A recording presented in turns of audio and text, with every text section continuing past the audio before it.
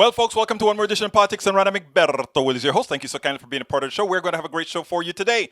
I hope we don't have any crashes today. I hope we don't have any internet problems today. I hope everything continues to work as it should, but I must make a confession, and that is I searched all the parameters. I searched the hardware. I hope we're not looking at an intermittent hardware problem, but we'll see as things go along. Anyhow, we're going to have a great show for you today, and we got to get started rather quickly. So anyhow, let's go ahead and talk about it. Title of the show today. But before I get to the show, welcome aboard, Michael Rutnin. Welcome aboard, Bouygues MCP, AVQ.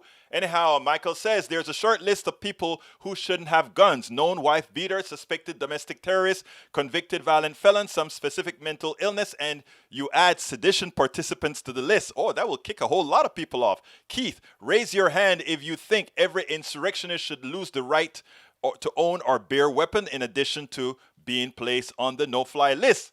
I love that you said that because I was going to talk about that today. As a lot of these insurrectionists were going home, they realized that they were now on the no-fly list, and they wonder why. They are terrorists. We don't let terrorists fly.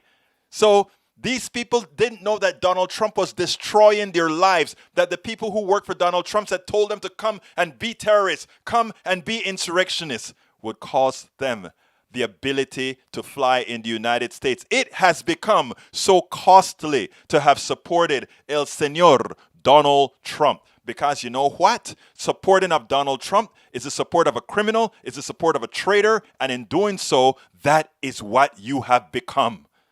Now, redemption for this will be slow. Redemption will be slow. Michael Radin also says, deaths from the coronavirus spiked to over 4,000 a day. While Trump dominates the news for what should be hopefully the last time, our nation continues to grapple with a broken healthcare system and a large number of super spreaders who don't seem to care who they infect. And believe it or not, Senor Rodnin, that is the first video that we have. Senators under duress, or Congress people under duress, and still in that position. They refuse to do the right thing. Start the clock, Rodnin says. Pence has a day to organize 25th Amendment challenge, or Democrats will start the second impeachment. He doesn't really care, Rudnin, whether what the Democrats do. They really don't care. Anyhow, Bouygues MCP said this guy has a perfect response to the Capitol siege. I'll read that thereafter since you didn't print it out, my dear friend. And police and government were complicit. Yes, they were. Welcome aboard, Kathy Courtney. Sorry I can't stand on listening right now. Save for later. Will do. No fly. No guns. Okay, here is the first video, but here is a title. Let me bring the show on to let you see what the show is about today. Title of the show, Why Did Insurrection Occur? Fake news, lies, complicit politicians, and more. That's what it's all about. That's more. John Carter says, Pence is a coward and will not do the right thing. He never has, and he won't start now. That's absolutely true. And Daniel Ledo says, whoa, just supporting Trump makes me a criminal? Just who are the fascists? Nope. Supporting Trump in order to do wrong. Supporting Trump as an insurrectionist. Supporting Trump as a terrorist. Meaning going into the Capitol, beating up the cops. Going into the Capitol, searching for Pence to kill him. Going into the Capitol and searching and hunting for the Speaker of the House in order to do her harm. That's criminal. That makes it that you are a terrorist based on you trying to change what's going on. Absolutely so. They belong on the no-fly list, and Trump can't save you now. Anyhow, look at the first thing. This is just to show you the evil within. I want to play this little piece where this congressperson gets infected, likely because of a whole bunch of Republican Congress people that laugh when they're asked to wear masks when they're all in close proximities. Check this out, then we'll take it on the other side. Let's pick up where we left off, and we were talking about your colleague there, Congresswoman Bonnie Watson-Coleman. She obviously tested positive for COVID. Her office saying it was in large part, they believe, to the protective isolation during the insurrectionist riots that took place during the Capitol riots there on Wednesday. We have video of Republican members that we were showing earlier before the break refusing to wear their masks. I'm curious to get your reaction to all of this, and did it come up on that conference call that you held earlier today? It did not come up on the conference call. I'm very much aware of the situation, and my heart goes out to Bonnie. She is someone with an underlying cancer condition, and I know that she has taken great precautions when she's come to Washington. I'm very familiar with the situation. I observed exactly that conduct that you see in the video of Republican colleagues who were declining the offer of masks. There are a couple people there smirking at Lisa Blunt Rochester, who was trying to hand them out. And I was right behind Lisa watching it as it unfolded. And it was reprehensible, a real failure of leadership. Absolutely. It's a failure of leadership, but it also shows that they have no heart, they have no empathy, they have no humanity to know that just to have an ideology that harms, that allows other people without concern to be harmed. And now we have a former cancer survivor in dire straits because a whole lot of these guys refuse to put on masks and laugh when asked to do it. That is irresponsible. That is exactly why we are the worst country right now dealing with this virus. That is why we are dying, as pointed out, at 4,000 people a day, more than a 9/11 every day. If that doesn't drive you crazy, if that doesn't show you that there's something wrong with what is occurring in America, something is wrong with us all if we can't see that. Something is wrong if we can't see that. Now, Katie Tur, for a long time, we have been giving Donald Trump a pass. For 5 years, Donald Trump has been ignored. There are few Congress senators and Congress people who ran against him that pointed out this guy was a danger. They pointed out in those times this guy was evil. They pointed out that this guy was going to destroy the Republican Party. And a lot of these guys that said that now became his sycophants, became his enablers. And now they're paying the price. And when confronted, what do? Listen to John and see what he has to say. John, I forgot his last name. You'll hear it in this little piece here. You said it was Trump's taint. Doesn't the taint extend to many members of the Republican Party who have said that they didn't see that tweet or they didn't hear that sound or nobody takes him literally and just went along because they wanted judges confirmed or they wanted a tax legislation passed?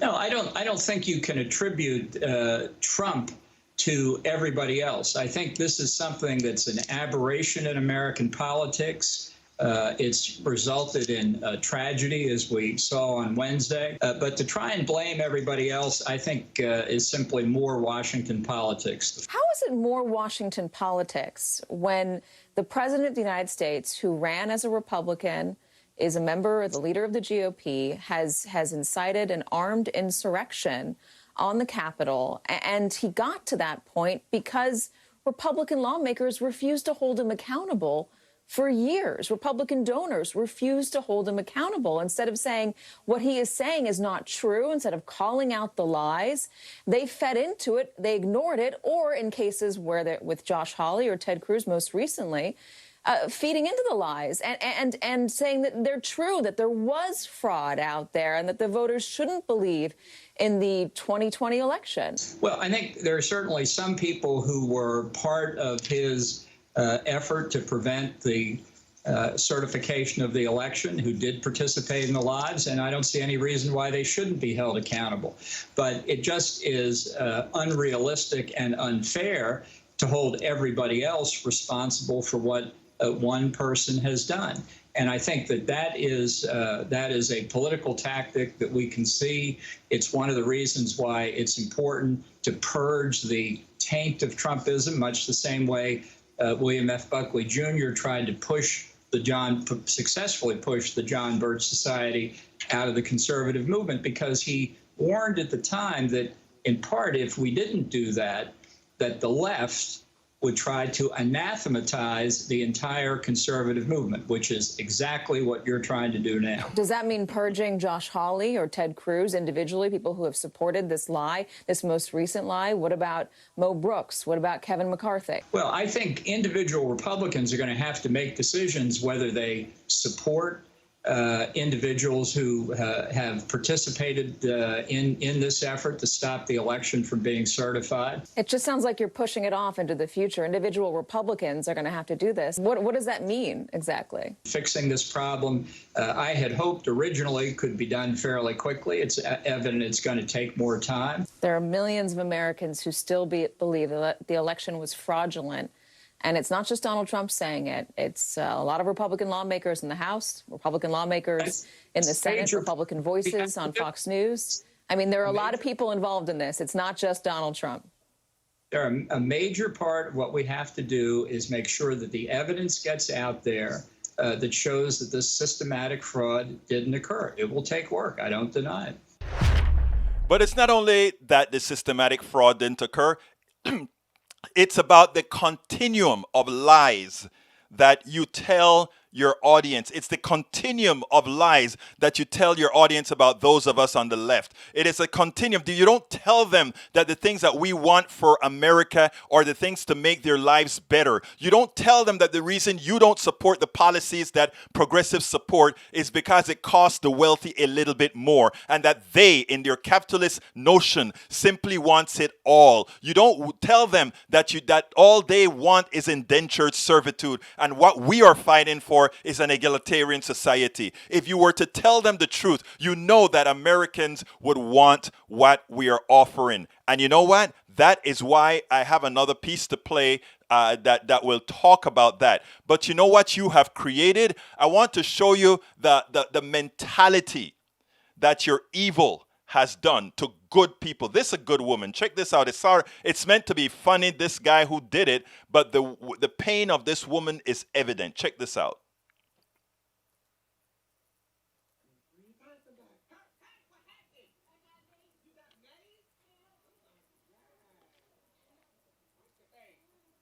Look, did you make it inside the Capitol though? Yeah, I made it like a foot inside and they pushed me out and they maced me. As they should. What's your name? My name is Elizabeth. I'm from Knoxville, Tennessee. Well, Elizabeth, why was you there anyway?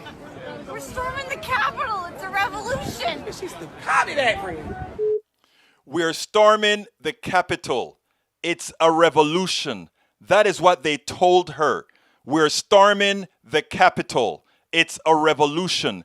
That is what those evil people who lead the Trumpist movement have been doing continuously. Misleading good people. Screwing with good people's minds. And that is what we have to work with. That is what we, good people, have to try to work with. And that is one of the reasons that I constantly say, do not hate those people that did that. Understand that they were fooled. Understand that their minds were screwed with. Understand that their insecurities, their fears were used against them. Work with them. And that is what I preach. Actually, I talk about that in my book, It's Worth It. Because that is what we have to do. That is what we have to do. Anybody in certain circumstances can fall into the wrong types of mentalities. And I believe that, Brother Yakub. I know they're settlers. I know all of that, Yakub. But we are still one country, right? And we can have people change. Anyhow, folks, if you're just joining us, if you're with us, please remember the one thing I need everybody to do to make sure everybody sees these programs is for you to share. Okay, Tiffany Cross. Tiffany Cross at MSNBC said something that I did a little post on. I want you to take a look at it, and then we'll take it on the other side. There is a reason why diversity is important in the newsroom. There's a reason why diversity is important all over, in medicine, everywhere. We've discussed that at other times before. But in the newsroom, it is so important. And you know what? It's not important for those who are the ones that are generally not there. In other words, it's not more important for, let's say, black people or Latinos or whatever to have black people and Latinos in the newsroom. That's not the issue. It's really for everybody, specifically for the majority population as well, for white people to have it. Because when you don't have the diversity that comprises who you are, who we are, we have a tendency to create fallacies. And when we create these fallacies, we allow demagogues like Donald Trump to create false sense of realities, believable realities that then culminate into what we saw as in at the Capitol when we had that insurrection, when we had those traitors rush into the Capitol. Most of them were probably innocent traitors. They thought they were right.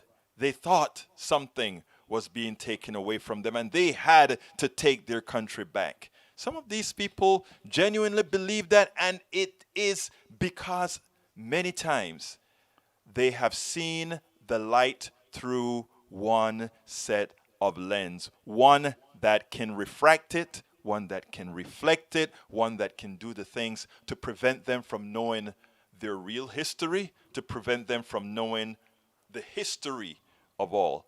I loved what Tiffany Cross did here. Check this out and then we'll take it on the other side. Self-awareness, GOP, why don't you look into it? But there is one last falsehood that we really do need to address. Every time these atrocities happen, like the kidnapping and caging of migrant children at the southern border, racist comments and tweets from government officials, and these mass shootings, there's a chorus of people from the shrinking majority who decry, this is not who we are. But isn't it though?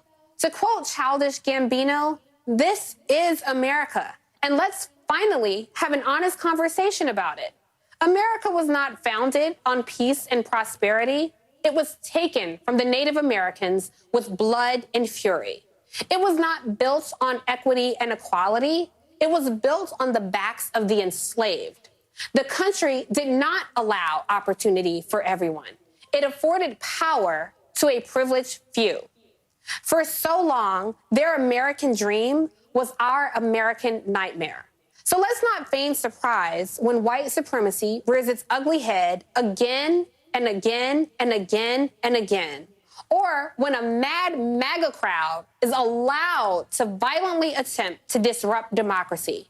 Now, it may not be who we want the country to be, but crowds of mostly white people violently fighting to maintain rule is as old as the Battle of Jamestown and as American as apple pie.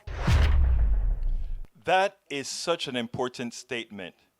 Your American dream has been our American nightmare. A nightmare that one still lives.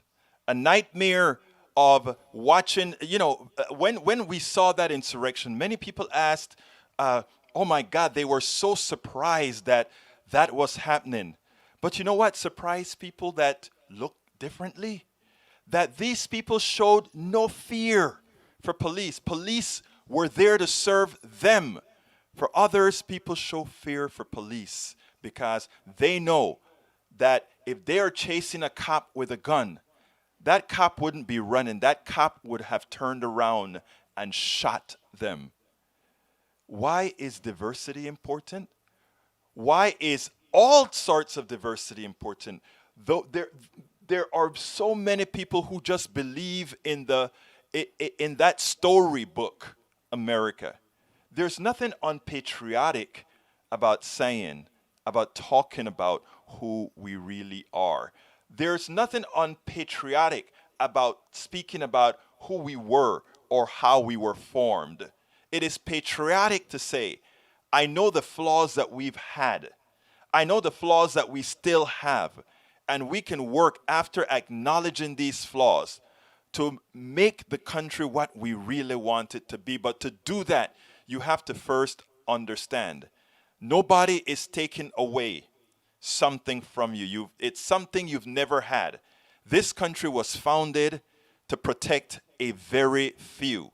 And most of those fighting for something that they've never had were never a part of the few that this country was founded for. As we became a more intellectual country, a more liberal country, a more progressive country, more of us realized that the economic system that was created under this country, that the social system that was created under this system needed modification. Those of us that are naturalized citizens like yours truly are able to understand why people outside of this country have certain sentiments about this country, and we can mitigate what goes on in this country to ensure that there can be change there as well. Diversity in communication, diversity in this union, diversity in the media, diversity everywhere, in medicine, everywhere, makes us that real melting pot, not in rhetoric, but in reality. It makes us a nation for everyone, not in rhetoric, but in something we can all live. And we will only get there. We will only get there acknowledging the truth, and we can only acknowledge the truth having everybody at the table. All right, folks, did you guys see Nancy Pelosi last night? I was real upset at Leslie Stahl because Leslie Stahl is, everybody's got stale on Donald Trump. Everybody know Donald Trump now is a traitor. Everybody know Donald Trump is a very evil person and that he's a danger. At first, they could tolerate the evil person because he wasn't costing anybody any money. But you know what? He started to cost folk some money. So everybody is beating down on Donald Trump now, but they can't allow the progressive mantra to reign. So now they're still back with the way the media likes to create false equivalencies. Check this out and see what I'm talking about. After watching the interview with Nancy Pelosi and Leslie Stahl, I could not help but be very concerned about the media repeating the same mistakes of the past by creating false equivalencies. I want to play this little piece for you, and there are two issues that I want to take on, and tell me what you think about this.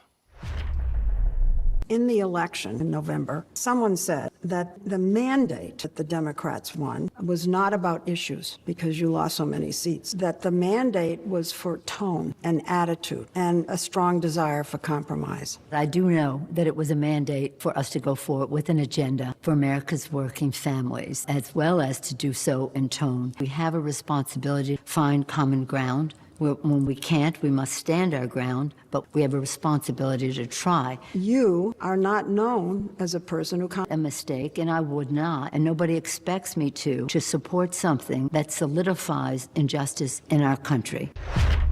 Now, here's the issue. First of all, she allowed this notion that somehow because we lost seats, not the majority, Democrats lost seats in 2020. Why? Well, likely in 2018 was so big, we won a lot of seats we likely shouldn't have won, seats that were marginal. And likewise as well, Donald Trump did bring a lot of Republicans out. Why? Because they wanted to get rid of Donald Trump. So they voted for the Republicans and got rid of and then voted for Biden. So there are a lot of issues that explains why it is that Democrats lost seats in 2020. Now, likewise, there's a few technical issues with regards to Democrats not doing things the way they should. In other words, not really defining defund the police, not really defining a lot of these progressive issues that when defined, when you don't run from them, but when you define it and you challenge those who challenge you as opposed to cower into those who challenge you, can actually make a difference, because Americans are on the side of progressives when you ask them the questions specifically. Now, if you allow Republicans to create the narrative, that is when we fail. But here is the big issue. The COVID bill. The COVID bill that Leslie Stahl says, well, you didn't want to compromise. That's not true at all. You put the COVID bill out there. The way that the Congress works, the Senate is supposed to pick up that bill. They can vote on that bill. They can make modifications to the bill, and then it goes into reconciliation. Both of them get together and decide, since your bill is different than my bill, we then put it together. McConnell didn't even put the bill to the floor. So let's be clear here. The obstruction was obvious and the obstruction was one-sided.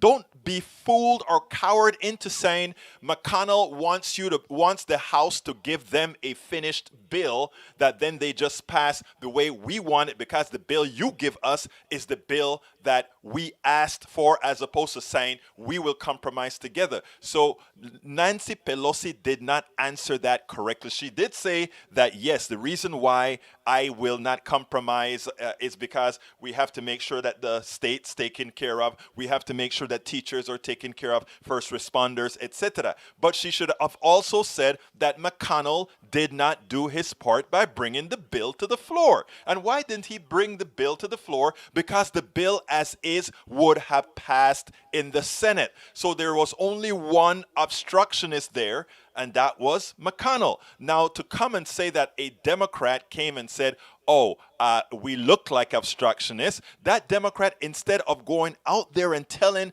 the media that we look like obstructionists, should have been out there saying, McConnell is an obstructionist for not bringing the bill to the floor. Not by saying Nancy Pelosi needs to change the bill and take it to McConnell. It is the way the system works, and McConnell didn't follow it.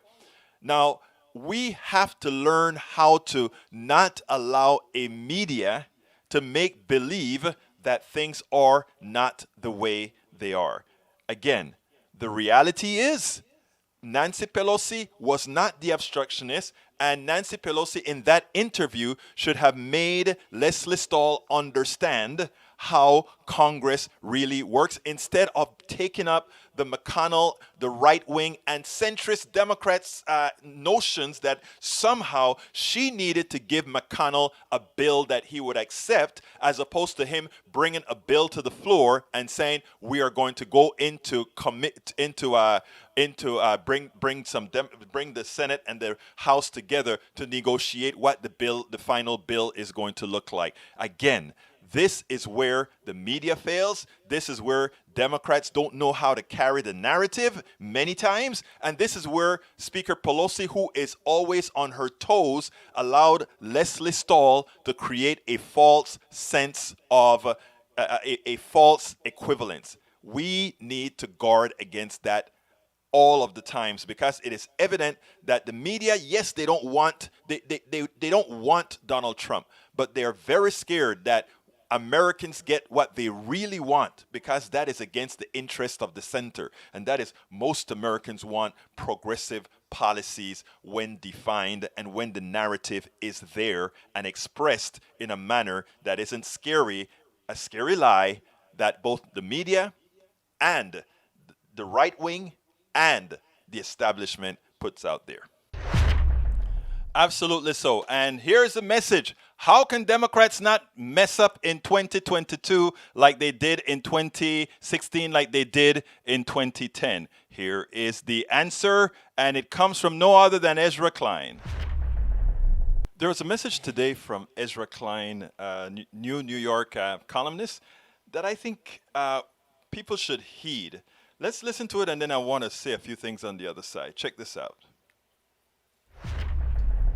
Ezra, you know there's going to be a big debate within the Democratic Party about what Biden should do. Should you take this moment, which may be just 2 years, where you have the Senate and the House, and do something big? Should you go do something more incremental? Should Joe Manchin be the power broker in Washington? What's your advice? I'm writing a piece on this now, and it's very simple. Just help people fast. That's it. Everything you can do to help people fast, to reattach them to politics, to show them that it matters who is in charge, who is in government. It is notable that on the same day as the insurrection at the Capitol, what happened that reshaped politics that day was not that Trumpists took back the Capitol, which they didn't. It's that Democrats took back the Senate, which they actually did. So they are now going to have an opportunity to govern as a trifecta, as a governing trifecta.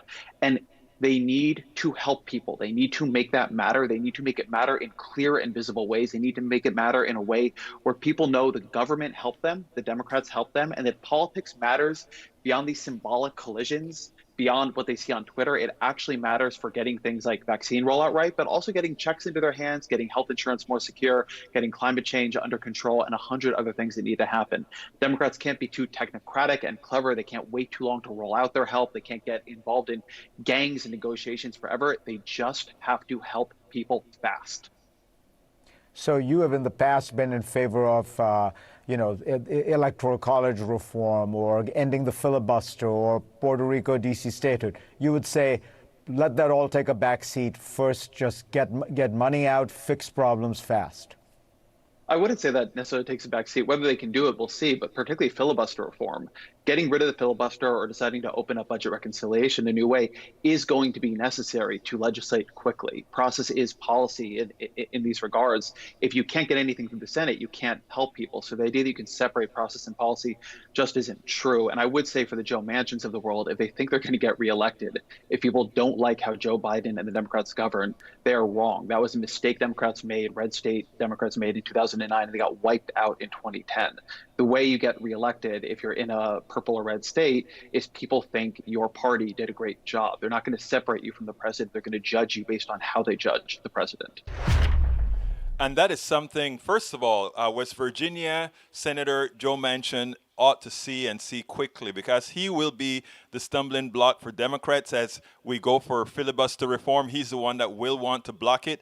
The only way we can get things done fast is if we get rid of the filibuster. The only way we can show people that government work is that we don't have those who don't believe that government works for the regular person to create backstops, to create backlogs. The only way to avoid that is to go immediately against the filibuster and make sure that Democrats can put through the policies that help people fast. One, get checks into their hands. Two, make sure that we start to move employment, two, make sure that we get the pandemic under control. Three, make sure that we start generating jobs with infrastructure projects immediately. It can be done, but you have to take out the roadblocks. You have to take out all those people that are going to run into Washington, the lobbyists that are going to run into Washington to get their piece of the pie, not the piece of the pie for the American people, but the corporate piece of the pie they're going to be fighting over as Americans wait to see what corporate piece of the pie will help the American people. Absolutamente no. We need to make sure and decide, be decisive, get rid of the filibuster, bring in Puerto Rico as a state and DC as a state. All of that can be done concurrently. It's not like these guys have a hell of a lot of work to do other than legislate. And let's be clear, it's not a foregone conclusion that the party in power will lose seats in the Congress, in the House. So let's be clear here. If you help people fast, it is guaranteed that you will pick up Senate seats in the midterms. It is guaranteed that you will pick up House seats in the midterm. So if you follow the path, it's not only going to be a success for the American people, but it will be a success for growing the Democratic Party. So let's get busy and help people fast. Ezra Klein is absolutely right. Make Americans see visibly in their pocketbooks that government does work and that plutocracy is the enemy. Absolutely, plutocracy is the enemy. The interview that we were supposed to play on Friday, here we go. It's an important interview and it falls right into place as well. So let's go ahead and get busy with it.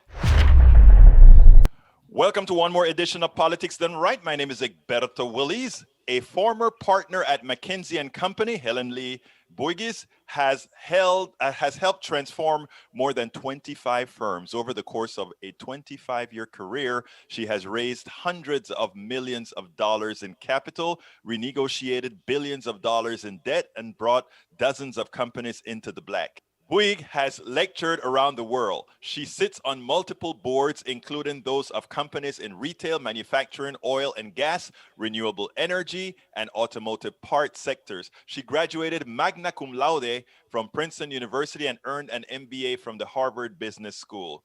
Bouygues established the Reboot Foundation to promote more critical thinking. Welcome aboard, Helen. How are you doing today? Thank you so much for having me. I'm delighted. I am so sorry for mispronouncing your last name. My other language is Spanish, not French. So bear with me there, okay?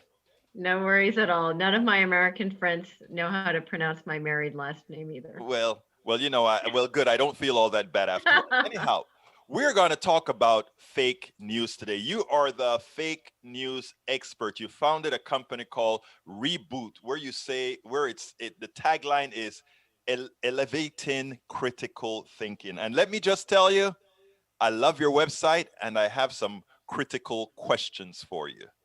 Perfect. Let's get started then. Now, first of all, why did you form this company? I mean, your pedigree says that this isn't what you do. Well, like any foundation, I think it starts with a personal story. The personal story is that my daughter, who is now 10, I founded the Reboot Foundation in 2018. She was just around 7 years old. And she came on one day and she said, "Mom, I'm trying to do a research paper. I need your computer because I need to go on Wikipedia." And that got me thinking, when I was 7 years old, when we had to write research paper meaning 10 sentences really, I would go to the Encyclopedia Britannica. And clearly, the way children gather information today, just like for adults, over 90% of adults gather information online. Children do the same. And I started asking myself, what are we doing differently in our children's education in light of the fact that they predominantly gather information online in this digital age? And that was really the genesis of the need for teaching more critical thinking at a younger age. Now you're going to say, how did you make that jump relative to the digital age? I think the clear message is we all know that any search engines, let alone social media, their algorithm is structured so that it prioritizes what websites or what sites you've been on already. So it's very much geared towards selective thinking. And hence, it's important that we really give the building blocks and the tools necessary to children, even at a young age. And that is critical thinking. And so, in effect, you're teaching them how, in this ocean of information, how to best select the information that I don't want to say the information that best not suits their needs, but it's more factual to what they're doing. It's not only factual to what they're doing, but it's also about learning to review opposing views, which is obviously what is lacking in our society today, as demonstrated by the Capitol attack yesterday. And I think these are kind of the skills that when it's very difficult online to differentiate even what a blog is, let alone from institutional sources, the capacity to take a step back, realize your own cognitive biases, and think about your own thinking when you are evaluating, researching, or forming your convictions. These are very critical skills, especially in this day and age. And practically speaking, in the workforce as well, as you know, any surveys that are done of people talking about what are the critical skills necessary for the future generation, critical thinking skills comes as one of 3. And yet, when we did our survey at the Reboot Foundation, majority of the people that we surveyed believed that not only did they not get a critical thinking education from K to 12, but that their children are not getting it either. Well, first of all, I'm glad that we are talking after the insurrection that occurred a couple of days ago, because I think that is the culmination of what can occur when misinformation, fake news get out of hand. So we're not just talking in platitudes here. We're talking about something that actually happened. So how do you define fake just news? as much as the Capitol attack, even about COVID itself, COVID-19 itself. Right. If you think about the number of myths that people believe and the amount of fake news that there is around COVID and how the virus spreads to what needs to be done, it's pretty mind-blowing. And that obviously is life and death matters.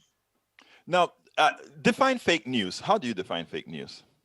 It's true that fake news was something that was really coined in the last election. And originally it was coined when they discovered that the quote that the Pope supported Donald Trump came out of Macedonia. And that was the genesis of fake news. I think now more and more people and journalists are becoming more specific in differentiating what is fake news. So distinguishing what is misinformation versus disinformation, for example, as you alluded to earlier yourself. Misinformation is obviously mistakes, somewhat misleading information, whereas disinformation is outright hoaxes and lies.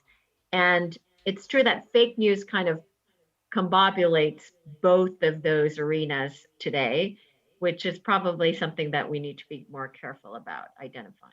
I think you just made a very important statement that I think people need to understand, and that is differentiation between misinformation and disinformation. Misinformation at times can be not benign, but could have been just erroneously, as you've discussed on your page at Reboot. What is it? Reboot-foundation.org, where you actually talked about how you identify misinformation based on, I think, having complete information and misremembering and that sort of thing. There's a difference between misremembering something and outright lying about a particular event. Now, what we have in that created the insurrection this week was created by outright disinformation, correct? That's right. That's right. And what we have about mask wearing, etc., that would be considered disinformation as well, correct? Absolutely. And the reality is most people, at least in the COVID situation, it is a question of media literacy, because a lot of people were gathering information from sites that were unknown. Very few people would actually go to the CDC site to gather information. So there were myths, everything from in the springtime, because of weather and temperature, COVID would disappear.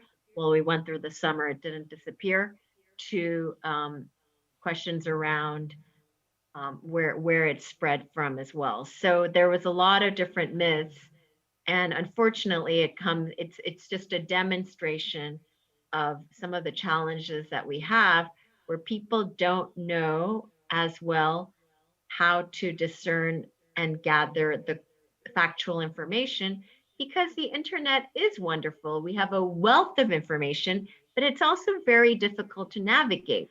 There is no distinction between blogs, between opinions, between facts, what is an institutional source, what is a sponsored source.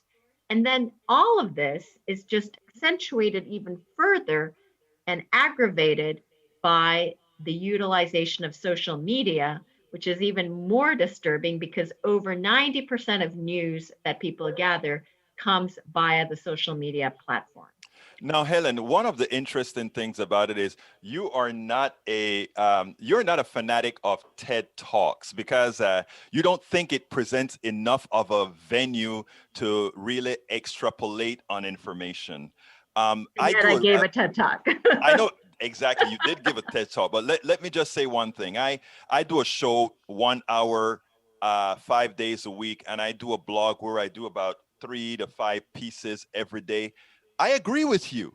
To get real information out, you have to spend the time, you have to be able to do the work. How can we have 24-hour news sources right now. It seems like we have all the necessary parameters to fulfill your wants. And your wants is that we can actually structure information in a manner that it's complete. Talk to me about that. The challenge is, it's not the work that the journalists are doing that's the problem. It's the challenges that you as a journalist yourself is facing in terms of trying to get your articles out via Twitter. It's all around that instant gratification. I'm not even going to go into the discussion of influencers or whatnot, but the fact of the matter is, for your articles to be seen, if it goes through via social media, via Twitter, you're just going to get that many clicks and that many more sightings. The problem is probably because your articles are fact-checked and they're not as sensational in terms of preying on people's emotions with the titles or with the content. in social media, it's not going to be high on the ranking because the algorithm of Facebook and all these social media sites is, and even they will admit, that what takes higher priority in what shows up when you go on Facebook is around content that is prey to your emotions because that keeps people on their platform longer.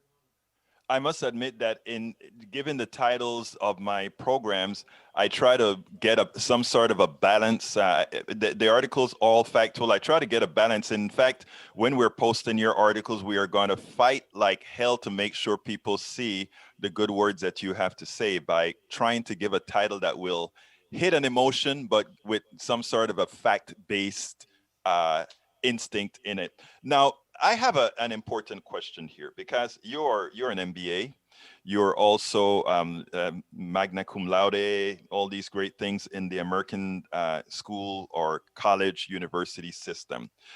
I go under the premise that in order for misinformation to grow or for any seed to grow, you have to have fertile ground, fertile land from which to have it sprout.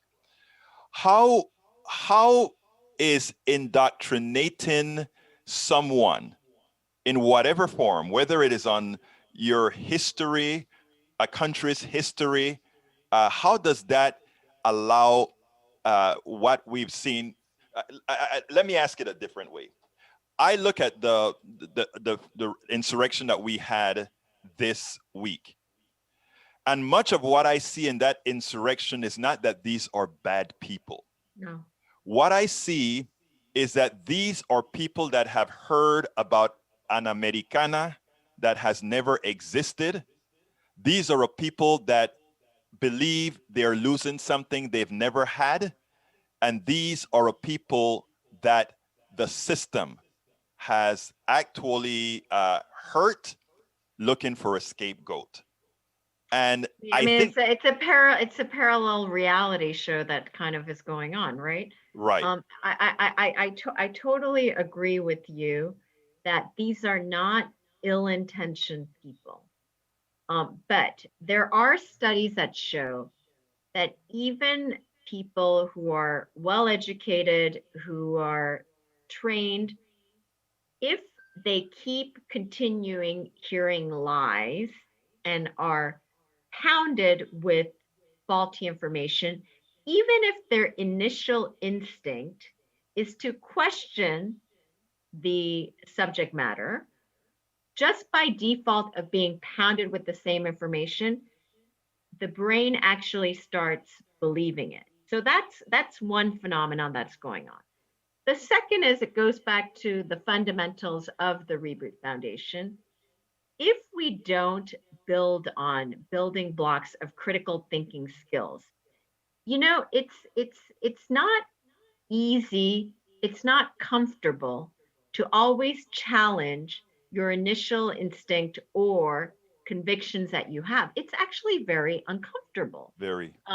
And so unless you really make an effort to challenge your own thinking, which is the ultimate liberty if you think about it, if you don't have the habit of doing that, then the fallback is to read things, absorb things without really questioning the source or even whether or not there might be a different point of view or whether or not perhaps because of your prior experience or your misfortunes that you might not have a cognitive bias about a matter. So that's why I think it's a combination of what we need to do in terms of media, both governments, social media companies. We really need to rethink how information is being distributed. But more importantly, I think we need to provide that education to our children as well as us adults, again, as reminders that critical thinking is indeed absolutely necessary in this digital age. Helen, what you just said there is the magic of our conversation. First of all, the ultimate freedom is in fact the ability for one to continue to not change their minds, but learn, which that learning may change their minds. Yeah. That is important. And let me just tell you that the experiment you just talked about, I did with Rush Limbaugh. I spent 1 week listening to Rush Limbaugh, and I did it intentionally so I could get out of it later on. I did it intentionally.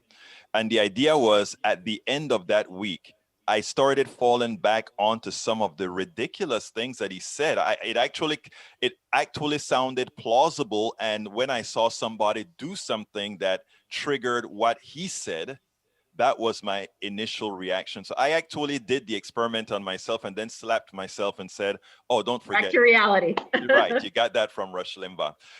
So, I mean, I think that last statement that you made is imperative that we can get across to people. The biggest freedom is the ability to learn and not let your biases be the only thing. That's one of the reasons in the work that I do. I am a progressive, very, very progressive person who entertains the right all of the times, entertain in what we do all of the times. Now, in that light, and remember the original question that I asked you about having the fertilized soil, therefore misinformation to grow. How important is what that base is? Let me give an example. I want to be clear on this one specifically. We are an exceptional country, and we have been so we are the bastions of morality. A lot of those people that were marching there really believe that, and they think there are changes. I mean, we are the country where a whole lot of bad things have occurred that we have kept out of the history books. How has that not been in some sort of a way fake information that actually challenges what's occurring today? I'm going to ask you to expand a little bit more in your question, because I know it's an important question and I want to address it. Here's the thing. Let me give a classic example. There are two things special about America. We're a very strong capitalist country, and number two, we were completely and entirely based on slavery. Okay, and not only black slaves, but all slaves that the people who built the Pacific Railroad, they were partially slaves, but we don't call them that. We can enumerate all these particular issues. That is our foundation. Now, in that being one's foundation, to have a class of people believe that you are exceptional in these things, an insurrection that is violent in its nature, given your violent origin, not seem all that out of whack, and that anything can trigger it then? So that goes back to people's sensation of entitlement or values that people are based on. And I think, I'm not trying to bring everything back to critical thinking, but it goes back to that sense of entitlement originates from your original biases. Exactly. And I think the important thing is, especially even in universities today, and this is something that I struggle with, we teach people how to write a very good thesis and a paper, which includes an introduction and a conclusion and evidence to back it up. But we don't actually challenge even scholars to actually look at the counter arguments to see if there are flaws in your original thesis and the evidence. And that, by definition, nurtures people's biases. And then we keep building on it, because the thesis, by definition, is drawing upon other scholarly books. So what do people do? When they are studying something, they will go to the footnotes, go to the introduction chapter titles, and look for those paragraphs that justify, again, their original bias. So this is fundamentally what critical thinking is supposed to avoid, or is supposed to help you avoid, and that is why I don't want to change the tone of your question, but I do think that a lot of that basis relies on the fact that we're not doing enough critical thinking. Helen Lee Bouygues. Bouygues. Helen Lee Bouygues. It was my pleasure to have you on Politics Done Right. But before I go, I'd like to ask you, how can people get in touch with you? How can people work with you with your new organization, Reboot? Thank you. So our website is reboot-foundation.org. All of our studies and material are guides for parents or guides for teachers. They are all online free. And you can sign up for a newsletter where we will send you updates of new studies and articles we publish. Last question, what would you have liked me to ask you that I didn't ask you? It's not a question, but I do want to applaud all journalists for what you're doing, because I know that this day and age, it can feel very frustrating, especially around the things that are going on when you have President Trump that used to denigrate really the solid investigative work of journalists and what you're trying to do. I can only imagine it's frustrating. And I do want to applaud you for the work that you're doing, because if we don't have journalists like yourselves, then the information that people can use to guide their decision making is very much lost. So I did want to conclude with that. Thank you so kindly, Helen. And please, folks, Reboot Foundation, the founder of Reboot Foundation, thank you so kindly for having been on Politics Done Right. Thank you. All right, folks, I hope you enjoyed that. Now it's time for me to salute my folk. The Duck That Quacks, welcome aboard. Just Me, welcome aboard. Eric Hayes, welcome aboard. IVQ, Michael Rudnin, welcome aboard. I have to go through this real quickly and continue. Christine Park, welcome aboard. Brige MCP, welcome aboard. Para ver, Kathy Pascal, welcome aboard. Paul Fleming, welcome aboard. Blair Halflade, welcome aboard. Norman Reynolds, welcome aboard. Linda E., welcome aboard. Let's see who else is here with us. Tank 28, welcome aboard. Daniel Ledo, welcome aboard. I'm still going, scrolling down. Paul Fleming, I think I called you just in case you know how the mind works sometimes. Let's see who else is here. Christine, I think I got you already. Para ver, ¿quién más está aquí? Stephanie Hartlin, welcome aboard. Jorge Gonzalez, welcome aboard. Paul Fleming, I think I got you in. Let's see who else is here. If I forgot your name, please just go ahead and send another quick message, and I'll be sure to get to it. You know, I like to call out everybody. Ron from Periscope, welcome aboard. Let's see who else is here. Tank 28, I think I got you. I'm scrolling down. I hate missing piece. Stephanie Hartlin, I think I got you. I'm scrolling down, and I'm going to go. Yakub, welcome aboard. Let's see who else is here. I think I got everybody. Christine Park, I think I got you. Daniel Ledo, I think I got you.